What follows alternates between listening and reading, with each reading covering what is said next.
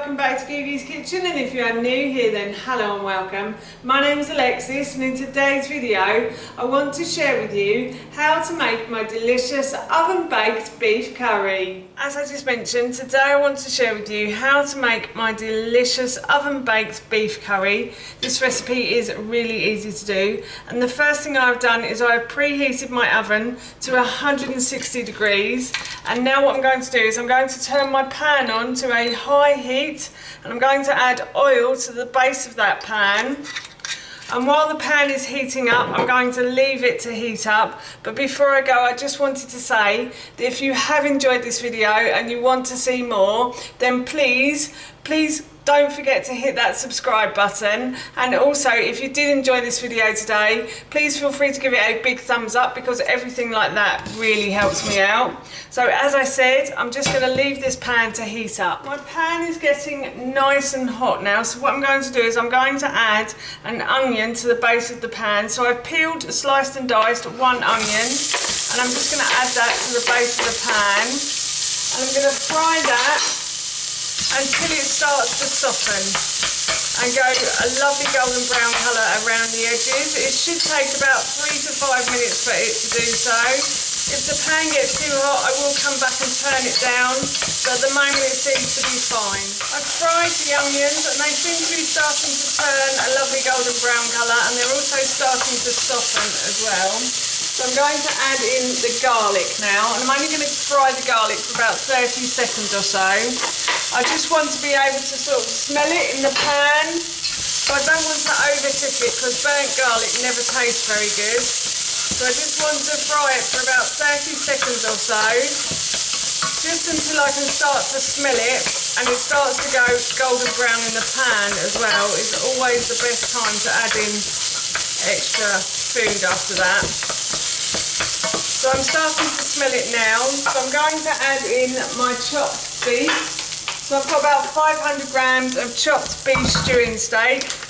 I am going to put this into the oven afterwards. Oh, I think there was a bit of beef there. Yeah, I'm going to put this into the oven afterwards. So I don't mind it being beef stewing steak, because I know it's going to cook on low and become lovely and tender. So as I said, I'm just going to continue to keep frying this beef stewing steak. Actually, the pan's getting slightly too hot. So what I'm going to do is I'm going to add a little bit of water to the base to help everything to unstick. And then I'm just going to continue to keep frying this beef now. So I've fried the beef until it is browned and I can't see any more red on the outside. And now what I'm going to do is I'm going to add in my red pepper. So I sliced the top from a red pepper, removed the core and the seeds, and then I just simply sliced and diced the red pepper. And now I'm just going to pop that into the pan, and I'm going to fry that for a few minutes, because I'd like that to start to soften basically while it's in the pan. So I'm just going to continue to fry the red pepper and hopefully get it to start softening as well. The red pepper has started to soften, so I'm going to add in one courgette that I have peeled and grated. Now I like to grate the courgette because it means that nobody knows it's in there, fingers crossed. But if you want to peel and chop and slice it, then you can do. Or if you want to dice it, then you can do. I just simply do it so that people kind of have to eat it, basically. I'm a bit of a cruel mum like that.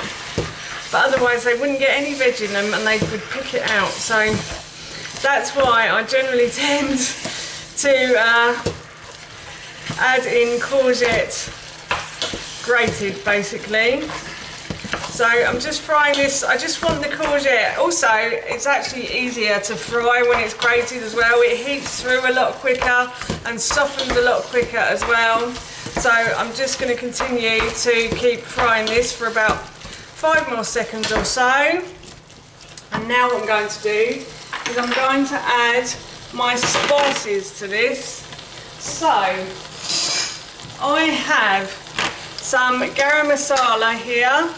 So I'm going to add about 2 teaspoons of garam masala to my dish, like so. Garam masala is a mix of spices they use in India.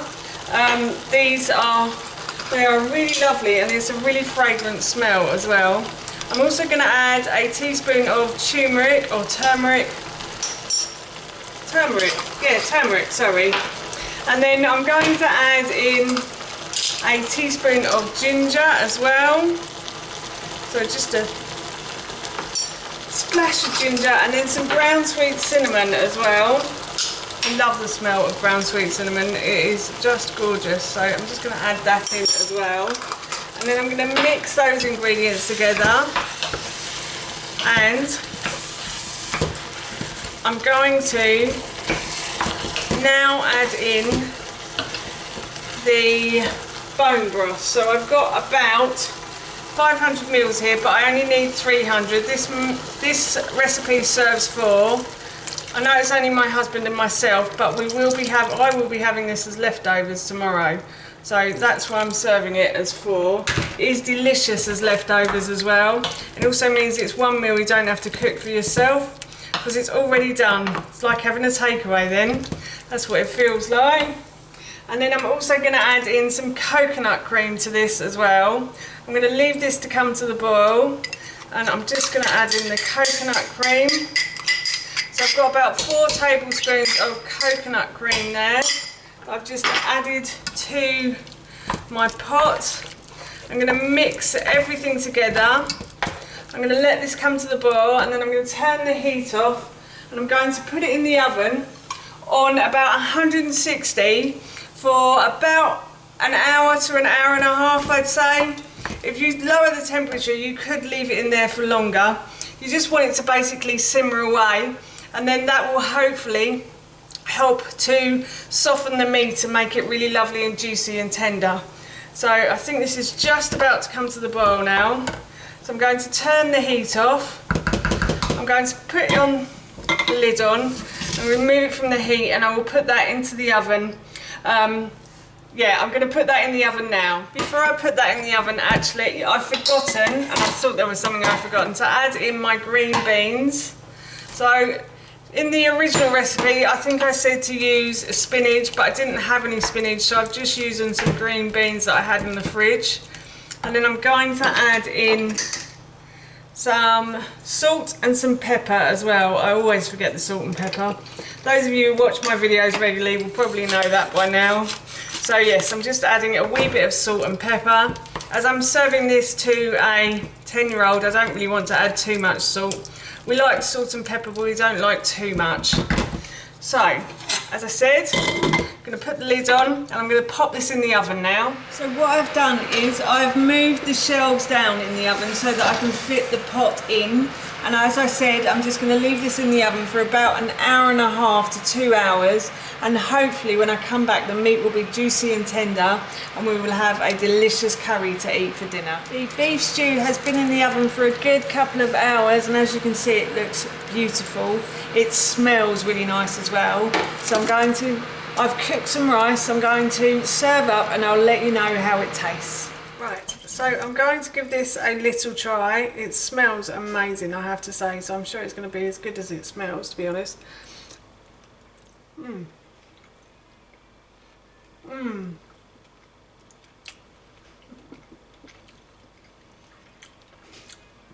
The meat is really juicy and tender, as I said, and the flavour is really lovely as well.